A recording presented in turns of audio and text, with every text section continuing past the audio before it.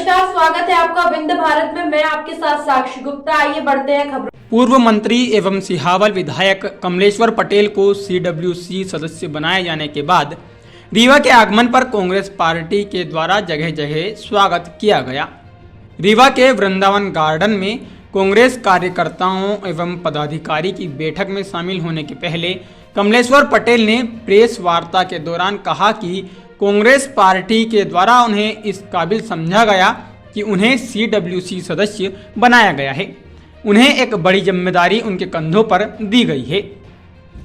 मध्य प्रदेश में मंत्रिमंडल विस्तार को लेकर कमलेश्वर पटेल ने कहा कि जब भारतीय जनता पार्टी का सुपड़ा साफ होने वाला है, तब अंतिम समय में आखिर ऐसी क्या आवश्यकता पड़ गई कि उन्हें मंत्रिमंडल का विस्तार करना पड़ा।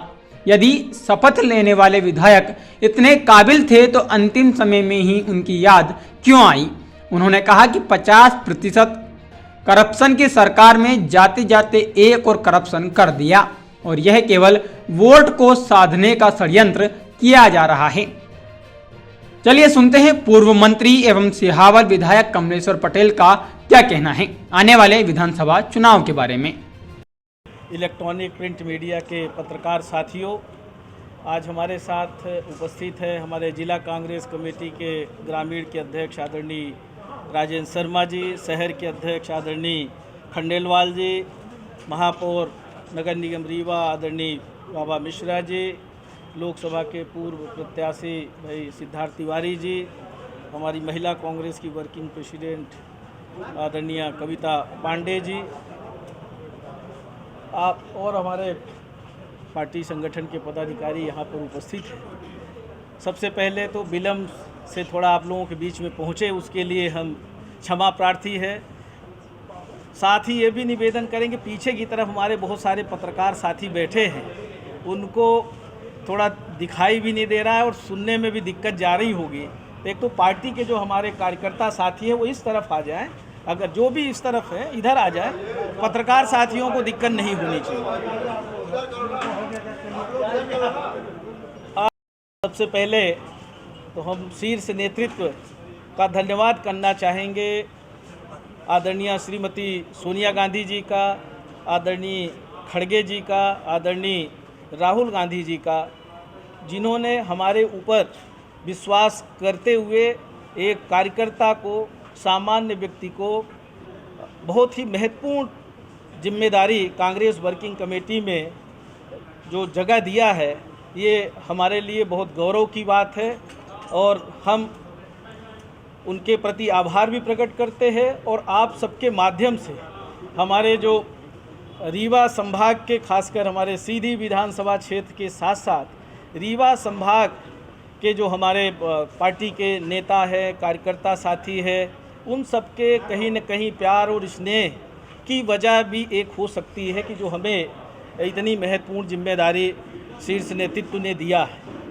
हम उनको भी याद करना चाहते हैं जो आज हमारे बीच में नहीं है, जिन्होंने विंध्य संभाग को, हमारा रीवा डिवीज़न जो शहडोल और रीवा दोनों मिल के पहले संभाग था, इसको हमेशा राजनीति में गौरवान्वित करने का काम किया है। स्वर्गीय दाऊ अर्जुन सिंह जी, स्वर्गीय श्री निवास तिवारी जी, स्वर्गीय श्री कृष्णपाल सिंह जी, पंडित रामकिशोर शुक्ला जी, स्वर्गीय गुलशेर अहमद जी, पूजनीय पिताजी हमारे श्री इंद्रजीत कुमार पटेल जी, ये हमारे बीच में ऐसे महान नेता रहे हैं जिन्होंने हमेशा विंध्य संभाग के डेवलपमेंट में, हमारे रीवा संभाग के विकास में बहुत महत्वपूर्ण भूमिका निभाई है, प्रदेश और देश में भी नाम रोशन किया है। हम उनके चरणों में भी सत नमन करते हैं कि उनका कहीं न कहीं मार्गदर्शन, उनका आशीर्वाद हमारे साथ हमेशा रहा, जिसकी वजह से आज जो हमारे नेताओं ने इतनी महत्वपूर्ण जिम्मेदारी दी है, वो कहीं न कहीं उनका आशीर्वाद भी रहा है। बहुत बड़ी चुनौतियां हैं। चुनौती आप देख रहे हैं कि मध्य प्रदेश में 18 वर्षों से ज़्यादा समय हो गया भारतीय जनता पार्टी की सरकार है और 18 वर्षों में भारतीय जनता पार्टी की सरकार ने किस तरह पूरे मध्य प्रदेश को करप्शन राज्य बना दिया है। 50% से ज़्यादा सभी विभागों में, जहां भी आप नीचे से लेकर ऊपर तक नज़र दौड़ाइए, बिना परसेंटेज के, बिना घूस के कोई काम नहीं होता है। ये हमारे प्रदेश को कहीं न कहीं पीछे ले जाने में बहुत बड़ा योगदान रहा है। और तो और जब चुनाव नज़दीक आता है, जो 18 वर्षों में काम नहीं कर पाए, एक तो सबसे पहले उन्होंने एक खरीदी हुई सरकार बनाई और ऐसे 50% से ज़्यादा करप्शन वाले मंत्री, जैसा 50% करप्शन चल रहा है उसी तरह के 50% मंत्री, खरीदे हुए मंत्री मध्य प्रदेश सरकार में काम कर रहे हैं। और आज तो और अजूबा हो गया साहब, जब चला चली की बेला है, मध्य प्रदेश की सरकार जाने वाली है, नई सरकार बनने वाली है, 15-1.5 महीने भी कार्यकाल नहीं बचा है, जिस तरह से लाडली बहना के नाम पे पूरे प्रदेश की महिलाओं को ठगने का काम, एक राजनीतिक, एक चुनाव में फ़ायदा लेने के लिए जिस तरह से शगुफा कह लीजिए या सारे जो हमारे दूसरे विभागों का जो पैसा है उसको रोक करके सिर्फ एक डिपार्टमेंट में, एक जगह लाडली बहना में सारी राशि देने का काम कर रहे हैं, बाकी सारे विकास के काम रुक गए। उसी तरह जिस तरह से लाडली बहना से ही हम तुलना करेंगे, जो 3 मंत्रियों को अभी सिर्फ वोट की राजनीति के लिए 1.5 महीने में कौन सा ऐसा विकास कर लेंगे, 1.5 महीने में मंत्री बनाने का क्या औचित्य है। ये तो वही है कि हम किस तरह से जाति के नाम पे, धर्म के नाम पे किस तरह से हम सरकार बना लें, किस तरह से, अगर इतने योग्य थे तो उनकी योग्यता का परख 3 साल से आपकी सरकार है, चौथी बार जो सरकार बनी है, अब तो 3 साल होने वाले। 3 साल में आपने क्यों उनकी अगर इतने योग्य थे तो आपने उनको पहले क्यों नहीं बनाया। तो ये कहीं ना कहीं ये साबित होता है कि ये करप्शन का एक और नज़ीर पेश किया है, ये और एक षड्यंत्र जनता के बीच में लेके आ रहे हैं। ये हम सबको सावधान रहने की आवश्यकता है कि हमने फला वर्ग को बना दिया, अरे पहले भी तो बनाया था, तो पहले जब बनाया था तो पहले का भ्रष्टाचार तो अभी यहाँ पे लोग देख ही रहे हैं। नगर निगम चुनाव हुआ यहीं पे और नगर निगम चुनाव में कांग्रेस जीती। कांग्रेस क्यों जीती? यही सब तो बातें थी। तो सिर्फ चुनाव जीतने के लिए इस तरह का जो निर्णय मध्य प्रदेश सरकार कर रही है, ये घोर निंदनीय है।